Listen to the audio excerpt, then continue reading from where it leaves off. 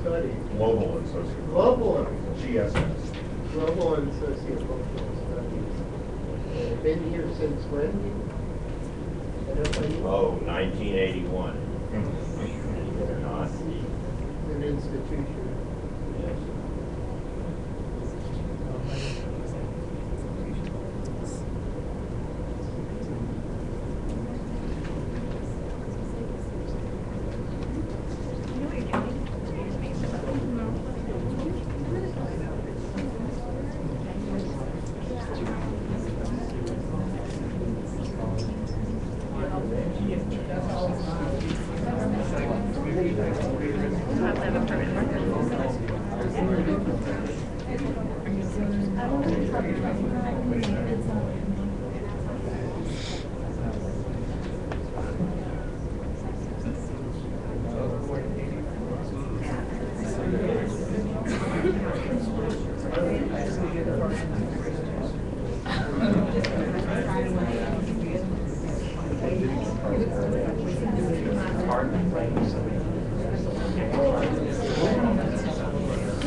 Okay, while that's getting set up, let's get started, because I'm going to have to move at very high speed here.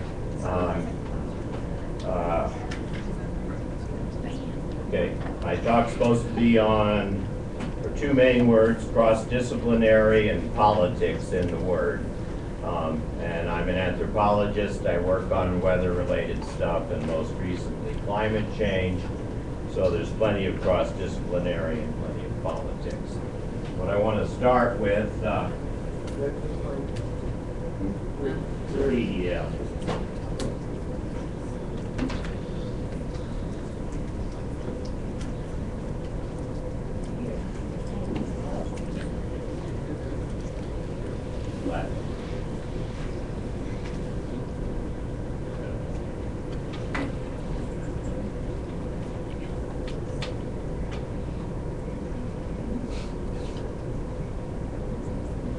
Okay, so the first thing I want to do is just, the big deal, the big worry, everything else is climate change. So I just want to give you kind of an anthropologist view of climate change, but also give you a taste of what's involved in cross-disciplinary research, which is mainly people from one discipline having the gall to talk about other disciplines as if they knew something about it. And part of it is you have to have humility, and people tell you don't know what you're talking about. But I'd like you to let me complete this, and then you can tell me what I got wrong. Okay.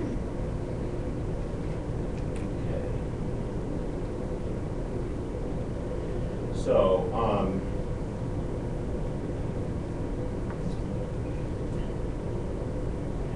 yes.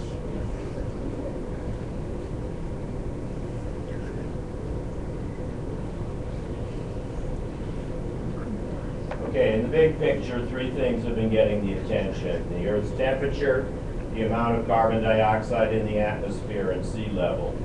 Before the Industrial Revolution in the last million years, and before, these were pretty much beautifully synchronized. You can see that in this comparison. Well, I don't have that, but it's very clear in this much reproduced chart, which appeared a few years ago in the MIT Technology Review. This goes back 400,000 years, and I think that's a good timeline to take, because that's the time when humans like us have been around, our immediate ancestors, with Homo sapiens. Sapiens coming along about halfway through here at 200,000 years. The variation we see in this chart with carbon dioxide parts per million, temperature, and sea level go up in this nice equilibrium sort of cycle here. And what drives this is just slight changes in the amount of solar energy hitting Earth. As the Earth's position changes, the Milankovitch cycles. So there's very good data behind this chart, and that data is very important for letting scientists understand the chemistry and geology that governs the relationship. So during almost all of this time, the human contribution to what we see here has been virtually zero. We were just another hunting and gathering and grazing animal with our population size constrained by the amount of nutrients and water we could get. While we did a lot of amazing cultural things, we couldn't harness much energy to do things that would have an impact on this situation. Most of the energy we could harness came from our own muscles and a limited technology for capturing wind and water energy. Solar energy enabled the formation of biomass that we could burn, which was good for cooking and warming, but definitely not enough to power industry. Okay, so let's zoom in on this chart to the time period since the last ice age, about 40,000 years ago.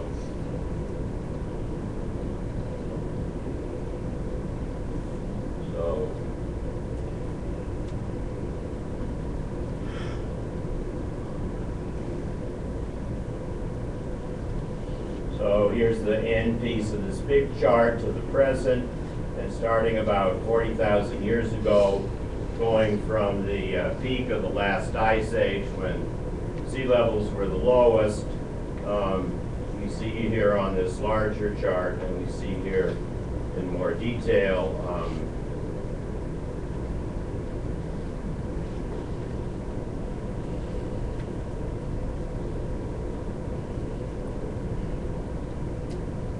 okay, those are different readings.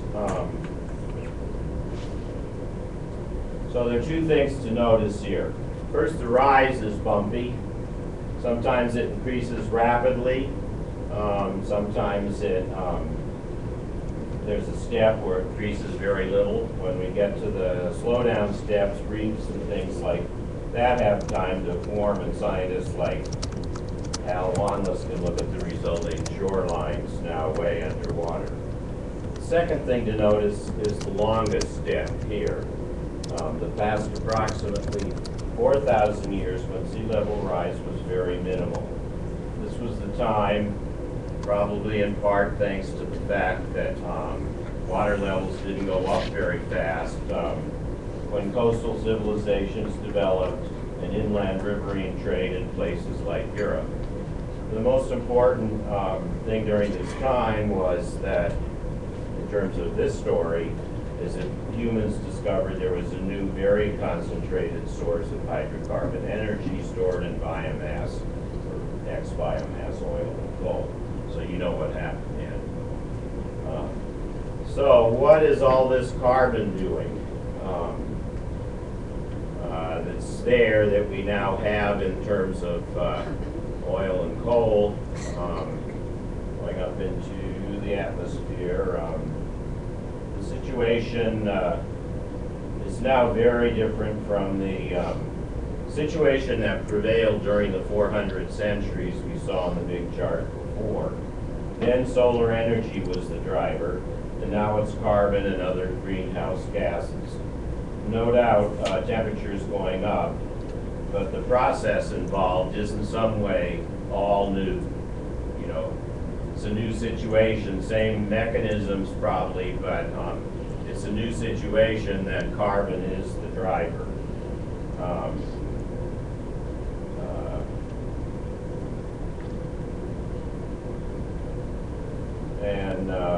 So if we look here on that chart at the amount of carbon, you know, when that chart was made, I forget when, but the amount of carbon in the atmosphere was about here, but we can extend the graph up here to 400 parts per million, which was reached last May 2013. So here we have the situation, if we go back to the preceding chart for a second, where it's been the carbon part has been going up and down, the black line, and now boom, it's up here. So there's an increase of carbon, and we don't really know totally what it's going to do. Okay, and to make things worse, there's a lot more on the way.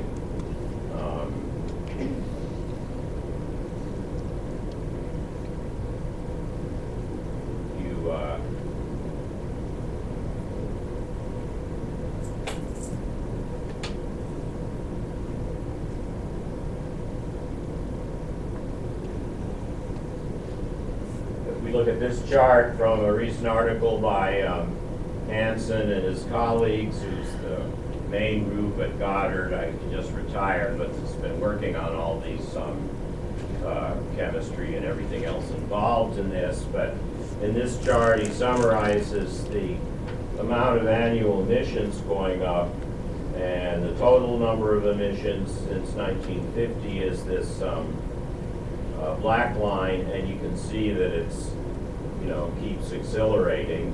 And furthermore, if we look at this blue line, we can see that this last bit of acceleration is primarily coal, with oil kind of having a steady increase, but also gas now coming up too. But even worse, if we look at this graph, basically these three charts show the amount of hydrocarbon energy that's still available to be tapped, minus what's been put in the atmosphere already. So the dark blue has already been put up there in the atmosphere. The light blue is estimated reserves pretty much ready to go, and the yellow is things which are definitely recoverable, but we haven't gotten to them. But definitely the light blue, which is a lot more than everything that's gone up there yet, is in a proven reserve. It's owned by a company, and they feel under the rules of capitalism, it's their business what they do with it. So that's the situation with that.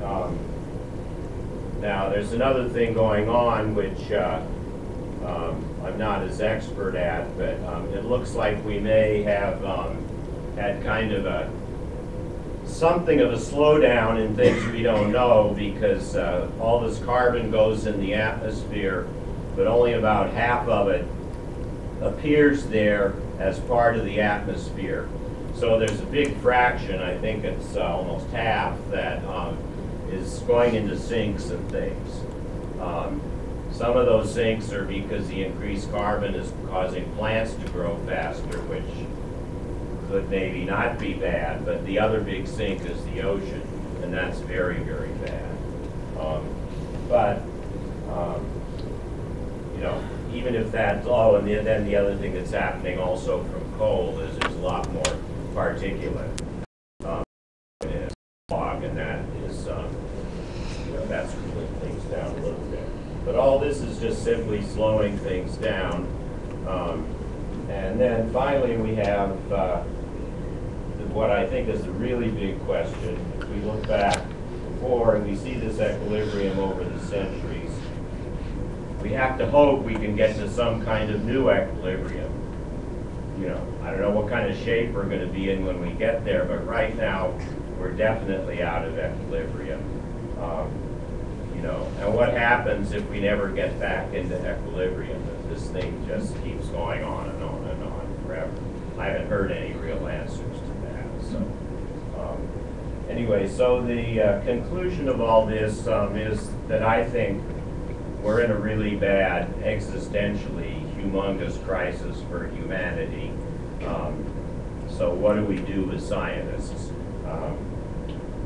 Which is, like, in a certain sense, not our job, other than as normal citizens and people who maybe know enough that we can educate more. But it's a dilemma, because people look to us and then we get dragged into the politics. So, I think about Mike Ross. He studied the collapse of virtually a whole island's worth in the Keys of a pine rockland ecosystem as a small increment of sea level rise and Hurricane Wilma storm surge pushed the threshold, exceeded the amount of tolerable loss salt time, and the whole ecosystem died off. This was a Kujoki? Sugarloaf, right, yeah. So that's really sad. I remember once I asked Mike what he should do about it. And all he can do about it is go on doing his job, and maybe contributing to education. But it's like all these things have dragged scientists right into the middle of this. Okay. I just want to give you a couple of, now to turn to the cross-disciplinary and also the science part. Just to tell you that I think even in very political situations, scientists can do their job. One is the issue of why people die from hurricanes and why lack of preparation causes major damages. You know, I think it had become increasingly clear to NOAA that there was a big human dimension to that wasn't being reached by forecasts getting better and better, and you know, huge political and economic stakes. But NOAA decided to form in 2003 a small committee to get together and get the social and economic working group to figure out what to do. So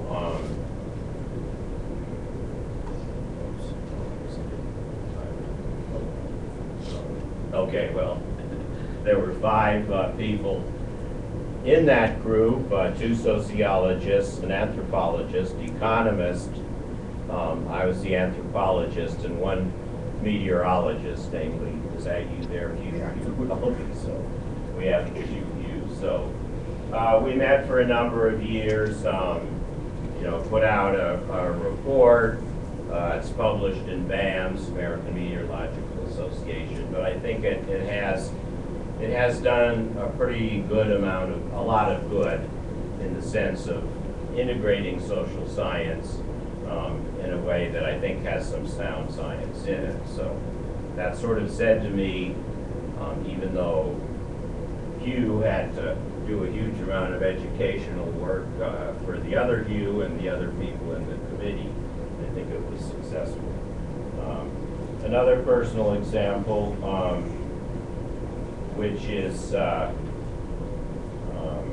less successful, but I mean really successful, but not so much in terms of the cross-disciplinary science, is the Miami-Dade County Climate Change Advisory Task Force. I was appointed to it by Audrey Edmondson, my former mayor. There are a number of scientists working on the task force, and our interactions were like really weird because, not the normal science mode, because the task force was a official body under the sunshine, which meant that we could only communicate with each other at these meetings, which were highly strange events. I still don't really know. We have a graduate student who's studying what happens. I hope she finds something out. But it was kind of a mystery, but things went on. I think the result was good, though, in the sense that we have the Climate Change Compact in South Florida, which was quite an achievement, you know, given the state of feeling about climate change at the state level. But it was very strange in the science. For example, Pete Harlem was doing really important work in the science committee, but I had no way of knowing what that work was. I heard some things, but I couldn't call him up and ask him, because that was business of the task force. So other than when he came and talked to us, the main group followed every time we go to the meetings. Okay.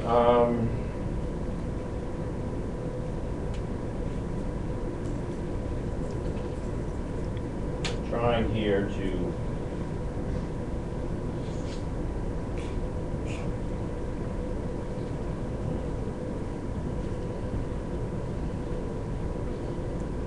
like 5 minutes. Get to the more philosophical part of this presentation. You know, through my career, and I was in graduate school at Stanford. I went into graduate school in 1964, believe it or not. So as an anthropology graduate student, I went through the whole anti-behaviorist revolution,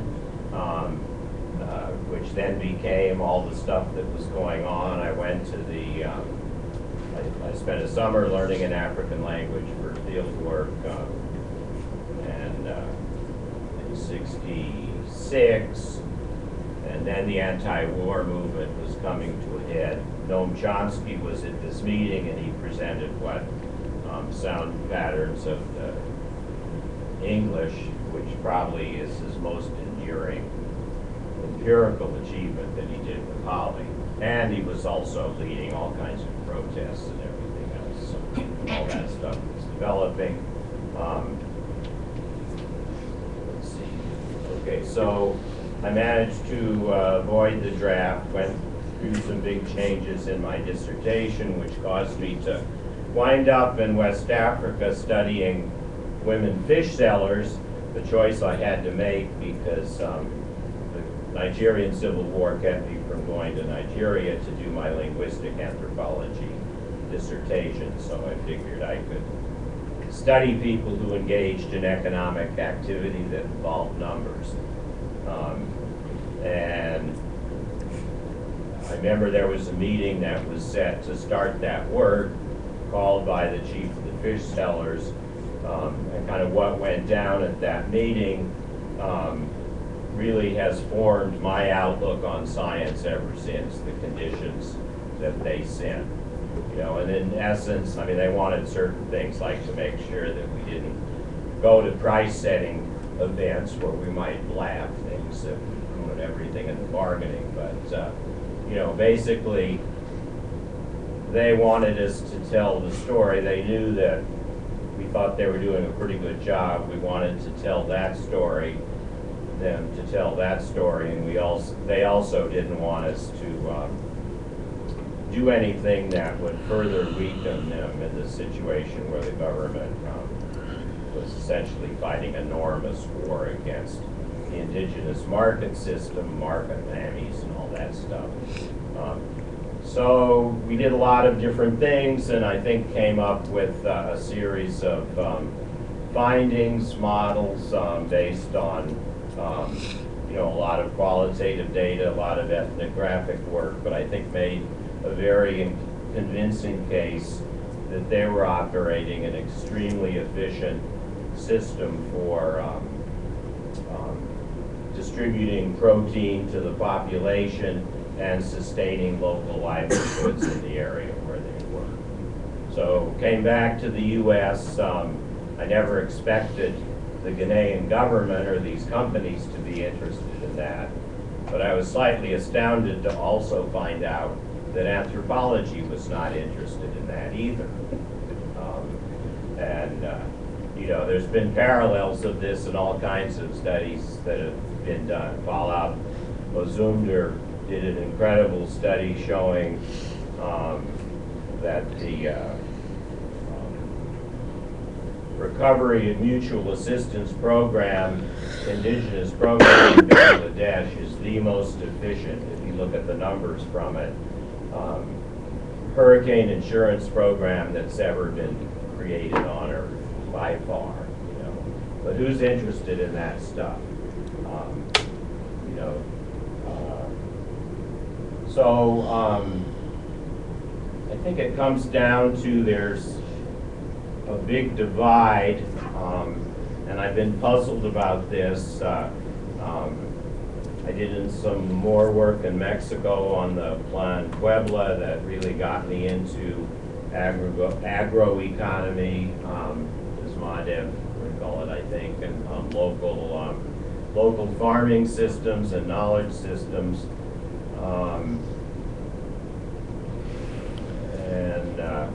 In the process of which sort of formulated my ideas. I'm just trying to get to this. Okay. Let me step back just for a second about something that happened in anthropology, which I think is part of the story. Because when this cognitive revolution came about, it was a revolution against behaviorism that you know, essentially said behaviorism is a very limited view of human capability. It sort of really looks down at people and says they're just some kind of machine. So the cognitive revolution, transformational grammar said, okay, people are really smart and powerful. So that's what really imbued us in our work as young graduate students, and made us go out and look for these indigenous systems of people knowing how to do things that were really good.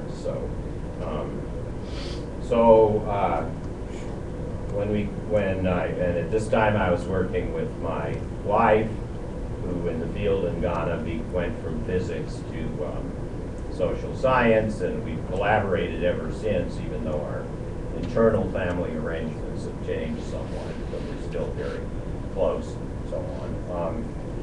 So we came back and we kind of got involved in some wars within anthropology and economics that were going on, because there was like a resurgence of theories that diminished human capability.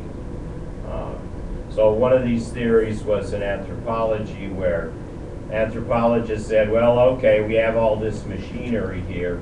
We can take what people do and reduce it to kind of a confidential code, and then see how people are programmed to do stuff, and they'll work really simply.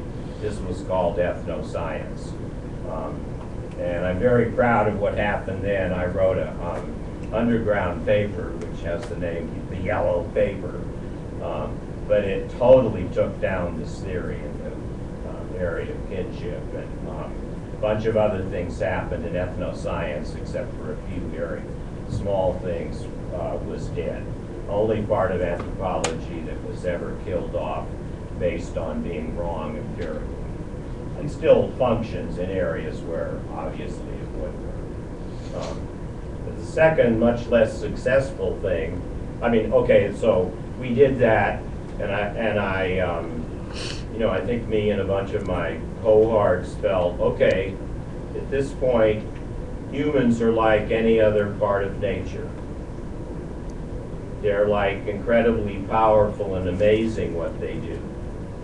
So we can't even tap the limits of what people do, just as a biologist still functions and does good work in biology, but wouldn't pretend to tap everything that an animal or a plant or anything can do. It's sort of there, and through the process of science, you figure out this and that about it, test hypotheses, and slowly increase your knowledge.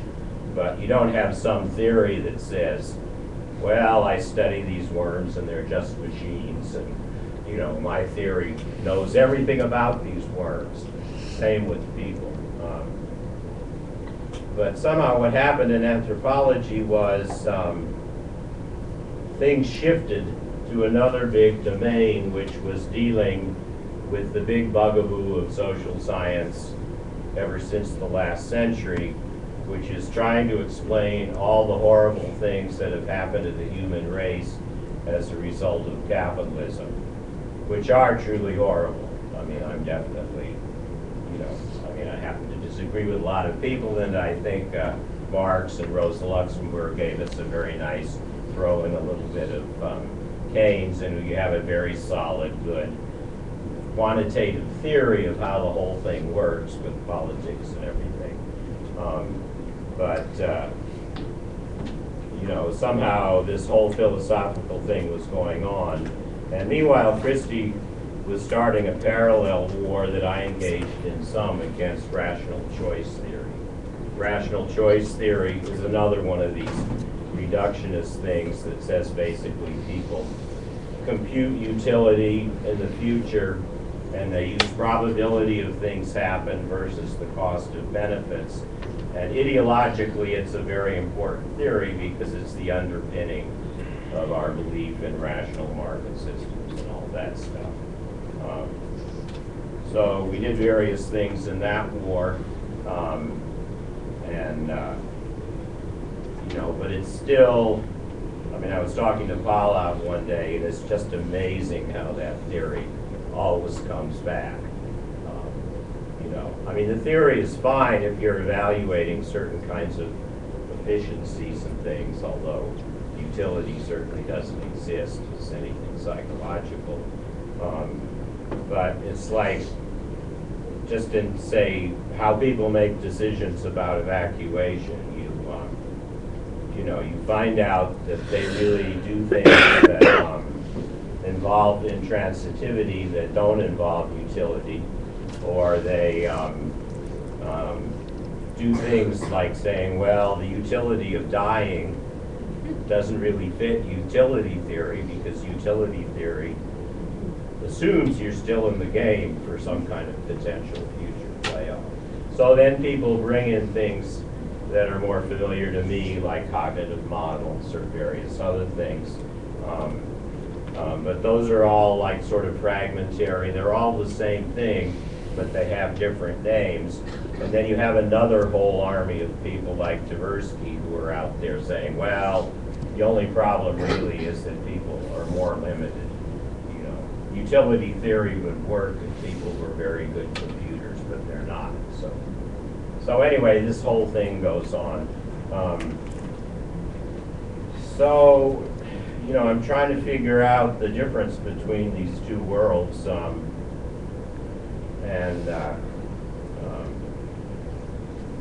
At one point I'm talking to Laura Ogden about it, and she says I should read this French philosopher of science named Isabelle Stengers. And I was polite, I didn't say, oh God, Laura, another one of these French people. So finally I started reading it, reading her work, and it turns out I've kind of been in touch with her world a long time. In my field work in Mexico in the 70s, when I was looking on agricultural systems, and sort of all how people worked in them, I got sort of really interested in some quotes from Whitehead, you know, that were very anti the normal thing about how stuff works. And also I didn't realize, but when chaos theory came out, I mean, the manifestation of it that really got to me was, how do you pronounce his name, Frigone, something like that. Anyway, it turns out she was working with him at the time. They published a bunch of books together. Chaos theory is very related to a lot of important issues in weather forecasting, chaotic patterns, and at the time I got totally into building little Turbo Pascal programs to try to generate chaotic things. My wife claims that I said I was going to get rich doing it. You know about that. So she was out there, and she has a really interesting view of science, which is hard to sort of encapsulate, but I would recommend that you read a book. I have a reference here. But basically,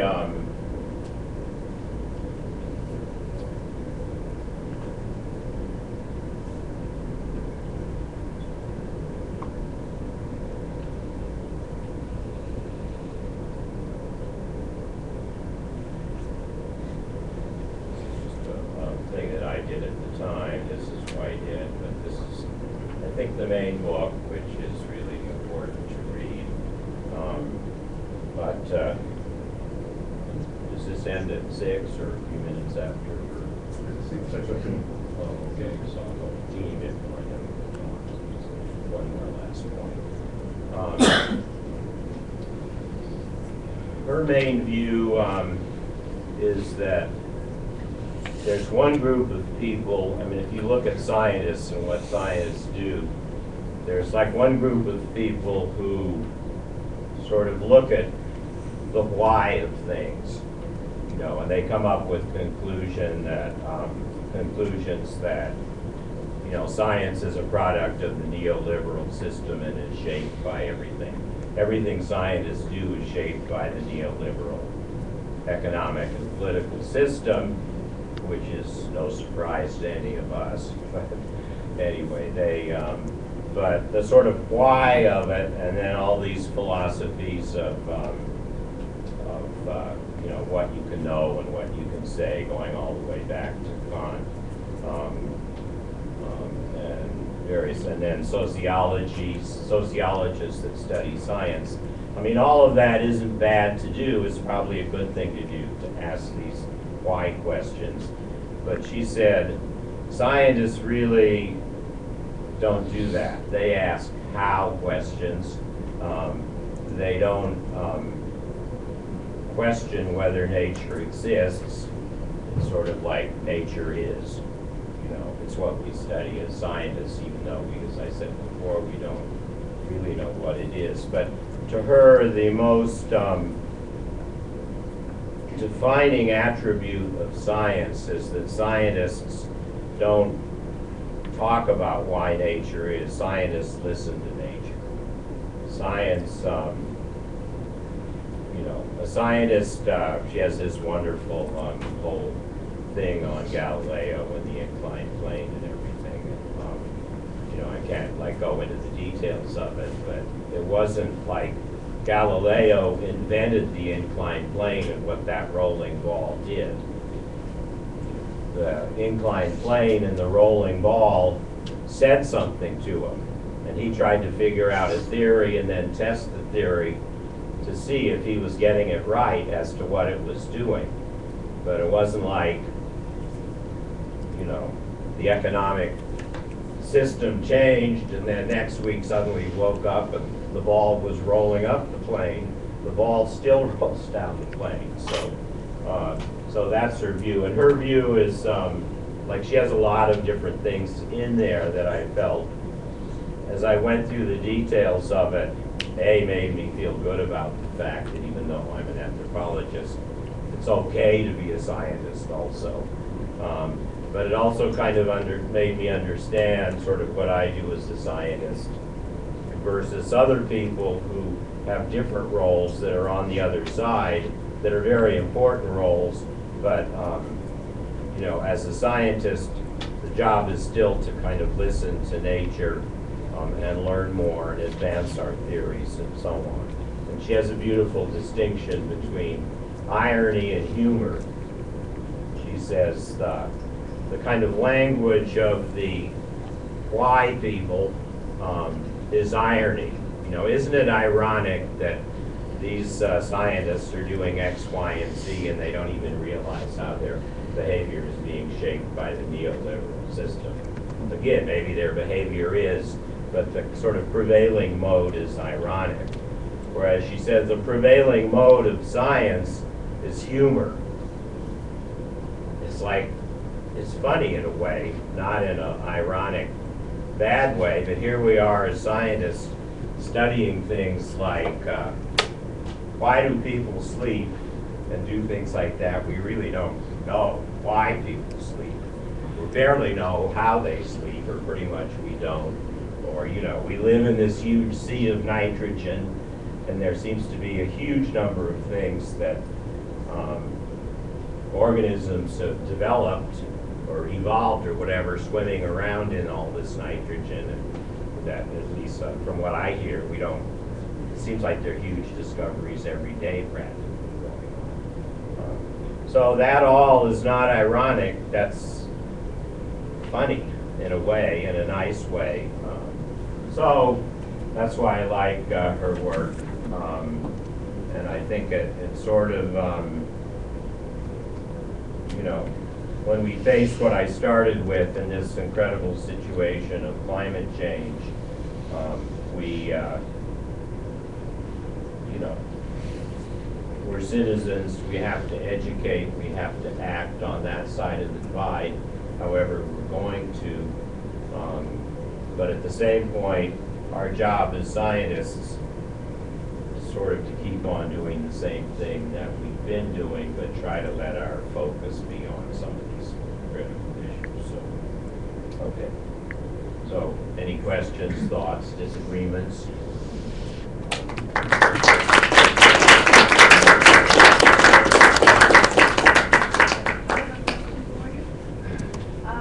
In your studies of why people don't evacuate? What did you find was your major conclusion? I mean, based on what you thought, why don't people evacuate when they know that there's a storm coming? You don't know? Don't dare answer that question in front of Hugh. He'll report me to the folks at the I'd Hurricane like to know Center who too. think that we science have the answer. I mean, do you have? Yeah, no, I mean, it's, observations? Christy and I, we've done a whole series of studies.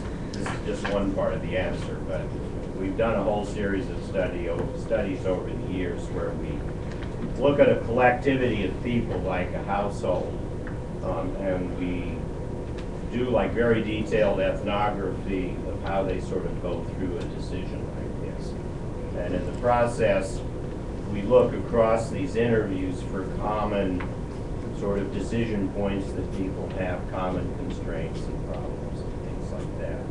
So in that, we published one paper on that. Of course, it was very ethnographic and hard to apply and full of these rules, which now I'm working with some engineers and other people, getting them into agent-based models that you can run simulations and generate predictions of evacuation behavior.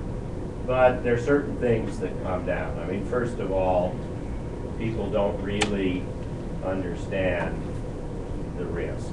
They read the forecast, but Sandy, it was clear that a bunch of people didn't really understand what the storm surge could do, how fast it was going to come up in their neighborhood.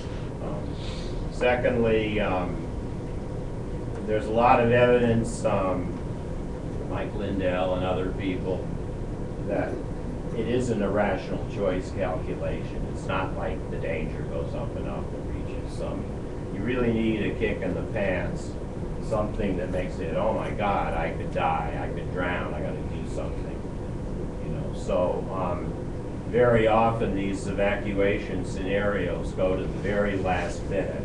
The evacuation order in New York City was called 8 hours before the subway shut down. For a lot of people, that's how you evacuate. So there really needs to be some time earlier when people kind of say, well, if it really is going to be bad, then this is what I should do, where they kind of rehearse it in their head. Unfortunately, that's very problematic for forecasters because like the point in time when that sort of thought process should have gone on in New York, there was only about a 10% chance that Sandy would have delivered the kind of storm surge it would have delivered. So forecasters can't go around crying wolf over a 10% chance.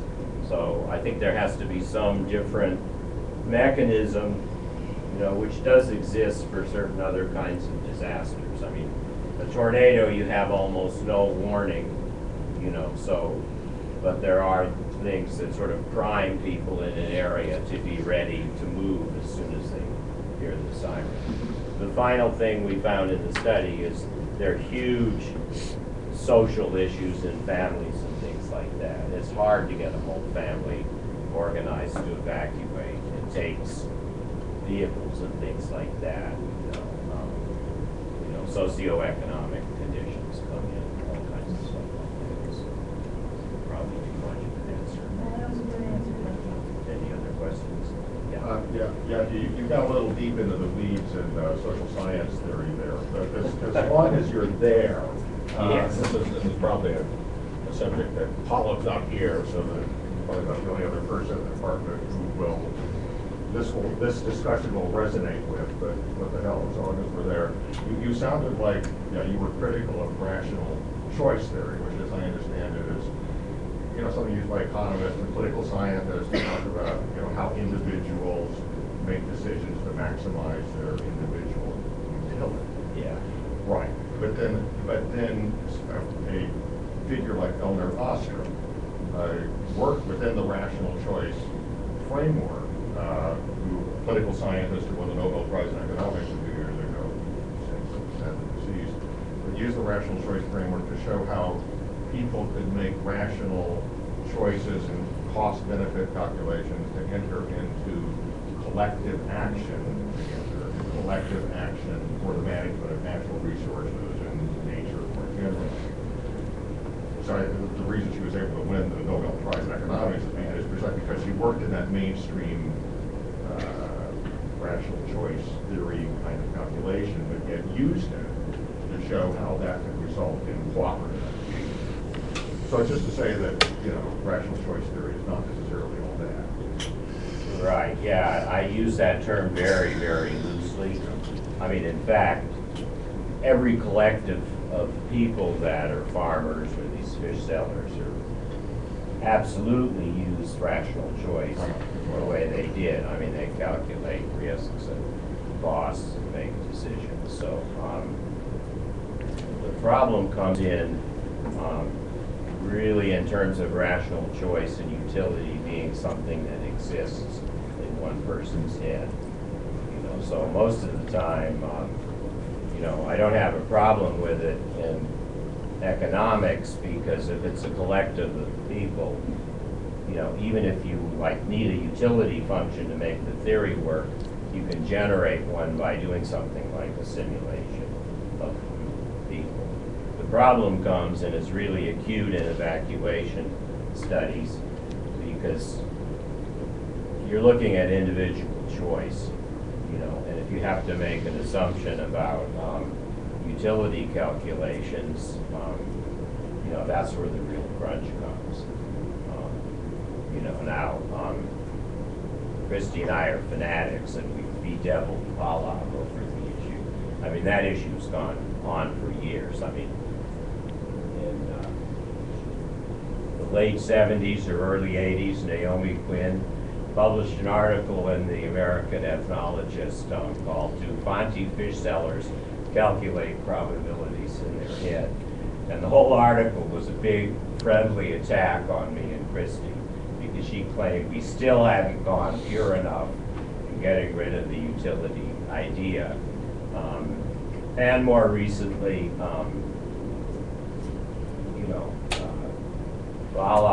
on data that Pallav and I collected, further example of how I drive him crazy, it was ready to go in an economics journal, some really nice work by one of his graduate students, but it did have the dreaded individual utility function in there. So what do? I mean, as he said, well, if I don't put that in there, this goes to this cold hard economics journal. They're either going to reject it or expect like 100 pages of proofs and things. So, and I said, well, Pallav, I might want to attack this article later on. So we agreed that I would keep my name off of it to preserve the right to attack it in the future. And Pallav, who's like, thank God he has tenure even with me as a collaborator. You guys did a good job. It's okay with it, I guess. That's my answer. Anything else?